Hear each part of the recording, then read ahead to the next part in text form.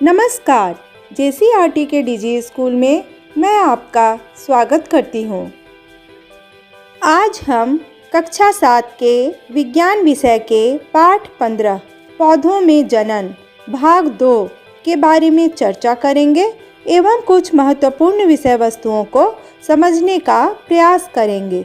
आइए शुरुआत करते हैं। इस पाठ के पिछले भाग में हमने जाना था जनन क्या है, पौधे के विभिन्न भागों के विषय में, जनन के प्रकार, और हमने जाना था अलैंगिक जनन की प्राकृतिक एवं कृत्रिम विधियों के संबंध में। आज के इस पाठ में हम जानेंगे अलैंगिक जनन की अन्य विधियां, लैंगिक जनन क्या है, पुष्प के भाग एवं प्रकार, साथ ही हम जानेंगे परागन क्या है, पुष्प में स्वपरागन एवं परपरागन।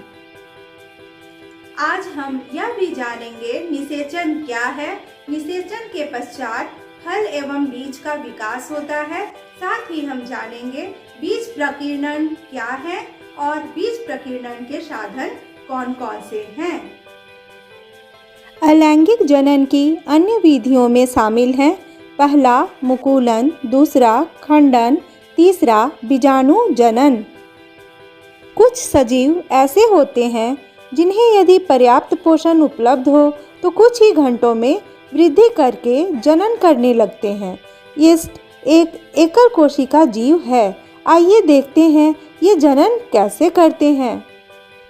आइए एक क्रियाकलाप करते हैं। हम 50 ग्राम आटा लेकर उसमें 50 ग्राम चीनी तथा 25 ग्राम यीस्ट पाउडर मिलाते हैं। अब उसमें आवश्यकता अनुसार गर्म पानी मिलाकर एक गाढ़ा मिश्रण तैयार करते हैं। कुछ घंटे के बाद इस घोल की एक बूंद को कांच की स्लाइड पर रखकर सूक्ष्मदर्शी की सहायता से देखते हैं। हम देखते हैं यीस्ट के शरीर से एक छोटा उभार निकलता है। इसे मुकुल या कली कहते हैं। मुकुल वृद्धि करके अपनी कोशिका से अलग हो जाता है और एक नई यीस्ट कोशिका बनाता है। इस प्रक्रिया को मुकुलन कहते हैं।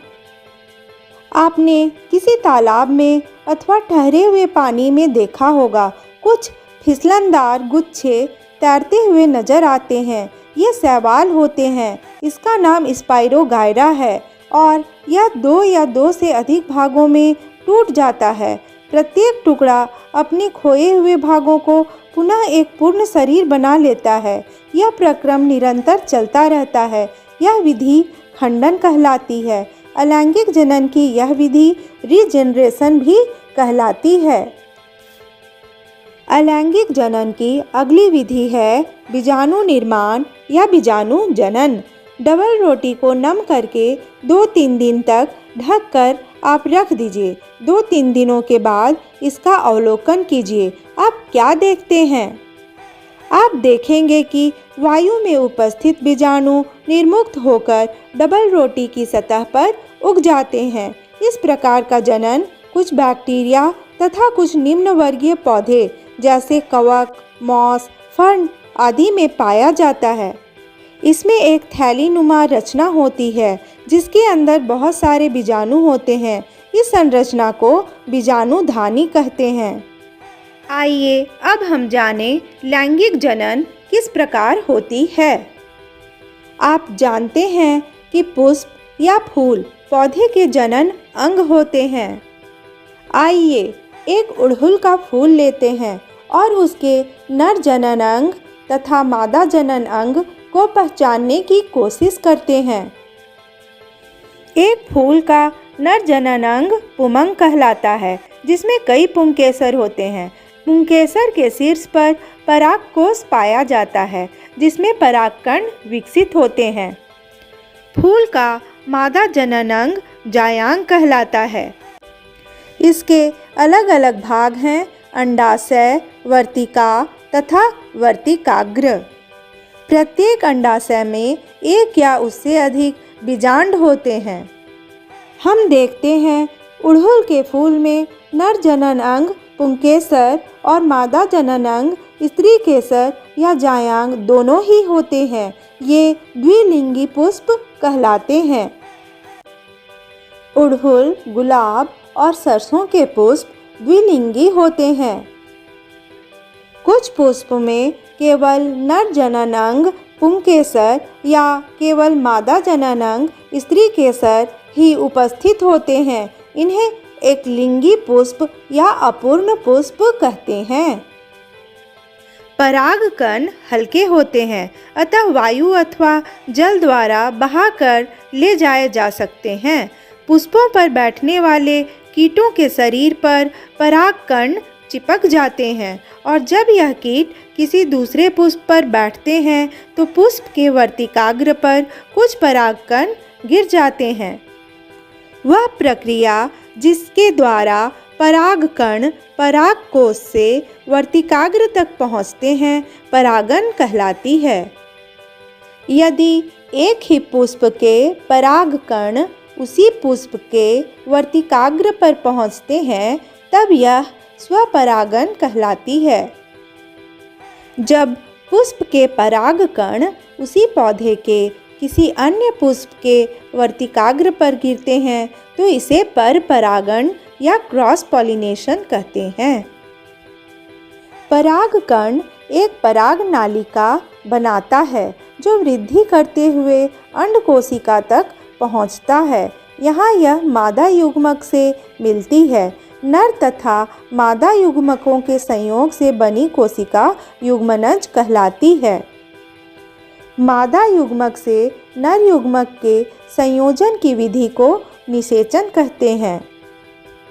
निषेचन के बाद पुष्प में कई प्रकार के परिवर्तन होते हैं। पुष्प की पंखुड़ियाँ मुरझाकर गिर जाती हैं, वर्तिकाग्र भी नष्ट हो जाता है, केवल अंडाशय ही शेष बच जाता है। अंडाशय में निषेचित बीजांड आगे विकसित होकर भ्रूण बनाता है। भ्रूण विकसित होकर बीज बनाता है। अंडाशय में भोजन का संचय होने लगता है तथा अंत में अंडाशय एक फल बन जाता है। आप जानते हैं कि परिपक्व बीज जब मिट्टी पर गिरते हैं तब वे अनुकूल वातावरण में अंकुरित होकर नए पौधे बनाते हैं। यदि किसी पौधे के सभी बीज एक ही स्थान पर गिरकर वहीं उग जाए तो इस परिस्थिति में क्या होगा? एक फूल में एक या एक से अधिक बीज हो सकते हैं। ये बीज बहुत सारे कारणों से अपने आसपास के वातावरण में फैल जाते हैं और कई बार दूर दूर तक चले जाते हैं, जहां अनुकूल परिस्थिति पाकर नए पौधों में विकसित हो जाते हैं। इस प्रक्रिया को बीज प्रकीर्णन कहते हैं। आइए जानें प्रकृति में बीजों के प्रकीर्णन के कौन कौन से साधन हैं। पहला है वायु द्वारा प्रकीर्णन। कुछ बीज जैसे सहजन, कपास, सूर्यमुखी के बीजों को आपने देखा होगा, जो छोटे, हल्के तथा रोम युक्त या पंखदार होते हैं। इस कारण से वायु के माध्यम से ये बहते हुए दूर दूर तक चले जाते हैं। दूसरा, जल द्वारा प्रकीर्णन। कुछ बीजों अथवा फलों की बनावट इस प्रकार की होती है कि वे जल के माध्यम से तैरते हुए बहुत दूर तक बहकर चले जाते हैं, जैसे कि नारियल। कभी कभी किसी वन अथवा खेत या फिर बगीचे में टहलते समय आपको अपने वस्त्रों पर फलों के बीज चिपके हुए दिखाई दिए होंगे। क्या आपने कभी जानने का प्रयास किया है कि ये बीज आपके वस्त्रों पर कैसे चिपक जाते हैं? जंतुओं द्वारा प्रसारित होने वाले बीज एवं फल शुष्क होते हैं तथा इनमें छोटे छोटे अंकुश या कांटे लगे होते हैं, जिसके कारण ये बीज हमारे वस्त्रों से या फिर जंतुओं के बालों में फंसकर उनके साथ साथ दूसरे स्थानों तक पहुंच जाते हैं, जैसे जैंथियम तथा यूरेना। कई पौधों के फल परिपक्व होने के बाद झटके से फटते हैं, जिससे उनके भीतर के बीज कुछ दूरी पर बिखर जाते हैं, जैसे मटर, सेम, चना, मूंग। इनमें फलों के विस्फोटन द्वारा प्रकीर्णन होता है। प्रिय विद्यार्थियों, आज हमने सीखा अलैंगिक जनन की विधियाँ, जिनमें शामिल हैं खंडन, मुकुलन और बीजाणु जनन। हमने जाना लैंगिक जनन क्या है, पुष्प के विभिन्न भाग एवं प्रकार। हमने पुष्प में परागन, स्वपरागन एवं परपरागन के बारे में जाना। निषेचन क्या है, निषेचन के पश्चात बीज एवं फल का विकास किस प्रकार होता है, हमने यह भी जाना। हमने जाना बीज प्रकीर्णन क्या है और बीज प्रकीर्णन के साधन कौन कौन से हैं। तो इसी के साथ आज की कक्षा समाप्त होती है। धन्यवाद।